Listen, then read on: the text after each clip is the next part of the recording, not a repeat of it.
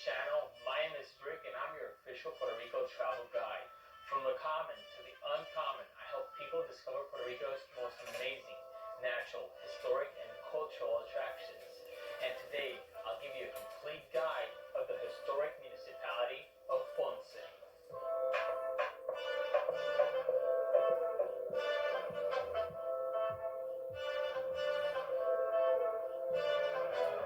Ponce is located on the south side of Puerto Rico, about an hour and 30 minutes away from San Juan. If you're driving from San Juan to Ponce, you'll need to take the beautiful Route 52.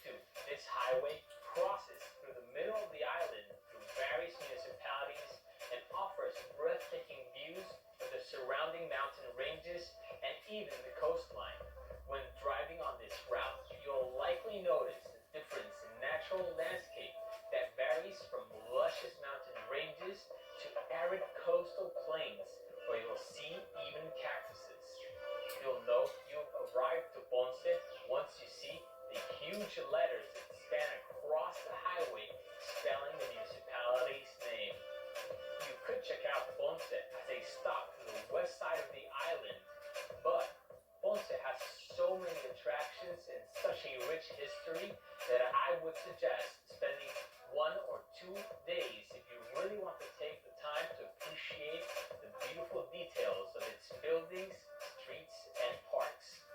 During our trip to Ponce, we stayed at the Fox Hotel, a trendy hotel conveniently located in the main plaza, which inhabits an old theater from the 1930s.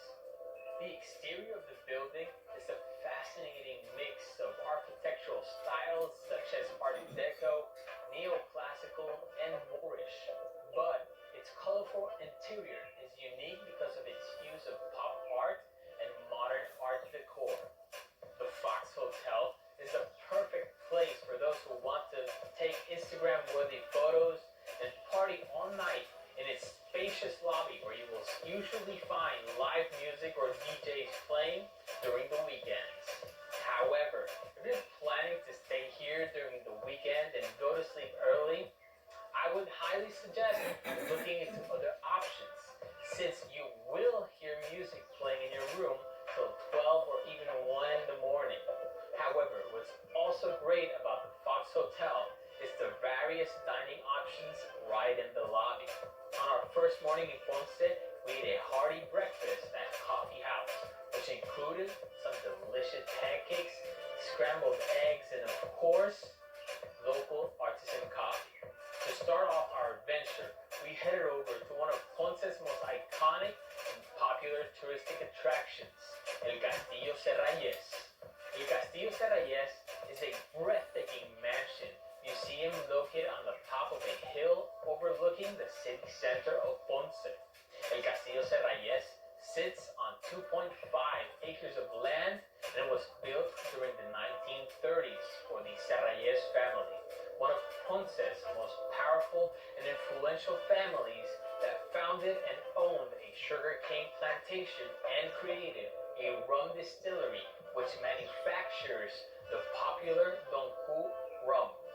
During your trip of the property, you will be guided through various extravagant rooms inside the mansion where you will see some of the family's luxurious personal belongings and other fascinating objects that will make you feel like you're traveling back in time.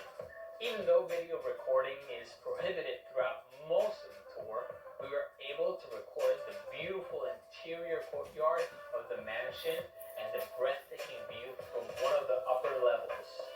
After learning about the origin of the name Don Q and visiting the courtyard, you will be guided to a room all about the influence of rum in Puerto Rico, where you will see a collection of old rums, including some of the first produced by the Destilería Serrayes.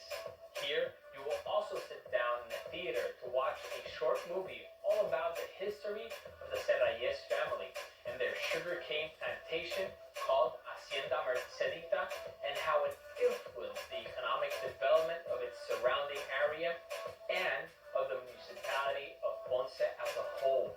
And last but not least, you will then go outside where you will have a chance to stroll around the beautiful landscaped garden appreciate the diversity in plants and trees, but also get a chance to see up close some of the objects used to distill, produce, and transport rum. But the core and standout feature of this garden is without a doubt the majestic fountain that is so grandiose that it could be confused for a swimming pool overlooking the city center of Ponce. After spending all this time here, you will feel as if you were part of the upper class of Puerto Rico in the early 1900s. But your next stop is going to once again make you travel back in time and take you across the globe to Japan. That's right. Just behind the Castillo Serrayes, you will find El Jardín Japonés, a recreational garden inspired by traditional Japanese art and architecture. This peaceful and zen garden features an artificial river full of koi fish, traditional Japanese gates, bridges, and a specific area displaying peculiar bonsai trees. The tranquility of this garden is the perfect environment for meditation, contemplation, and even participating in the occasional yoga classes offered here. Jardín Japonés, it's time to head across the parking lot to La Cruceta del Vigía, a colossal 100 feet tall cross tower that houses a sky bridge that has a panoramic view of the city and nearby coastline. This cross is located in the same area where early settlers would look out for incoming merchant ships from around the world, potential invaders, and or pirates. If you want to visit all these attractions, you will just need to head over to the website museocastilloserrayes.com and click on Buy Ticket. Your $15 per person entrance fee includes the guided tour of El Castillo Serrayes and access to both El Jardín Japonés and La Cruceta del Vigía. Getting all of this for just $15 makes visiting this historical and recreational complex a complete must if you're planning to visit Ponce. Now, after visiting one of Ponce's most iconic touristic attractions, we headed over to one of Ponce's most obscure yet interesting historical structures, the Acueducto Alfonso XII. This gravity-based aqueduct system spans 2.5 miles and was built in 1876, making it Puerto Rico's first modern water distribution system. Although the aqueduct ceased to operate in 1928 in favor for more advanced systems, its historical significance granted it the title of National Historic Monument of Puerto Rico in 2015, and in 2019 it was listed in the U.S. National Register of Historic Places. And now we hop back into our car to go explore the city center. But before we did this, we decided to eat some delicious handmade pizza from Pizzeria Libre Episodio 1. This pizza place is conveniently located a few blocks away from the Center Plaza, but they do offer delivery to the surrounding areas. What makes Pizzeria Libre stand out is their use and combination of fresh ingredients to create mouth-watering flavors. Feeling re-energized, we began exploring Ponce's Center Plaza, the Plaza Las Delicias. This square is absolutely overflowing with historical structures, monuments, and landmarks such as the Fuente de los Leones, the Nuestra Señora de Guadalupe Cathedral, statues dedicated to Puerto Rican poets, politicians, and musicians, and other historical buildings with cultural and architectural significance. The Plaza Las Delicias actually consists of two different plazas, and its allure captures the attention of 250,000 visitors and locals per year. But, in my opinion, the standout attraction of La Plaza de las Delicias is the iconic Parque de Bombas.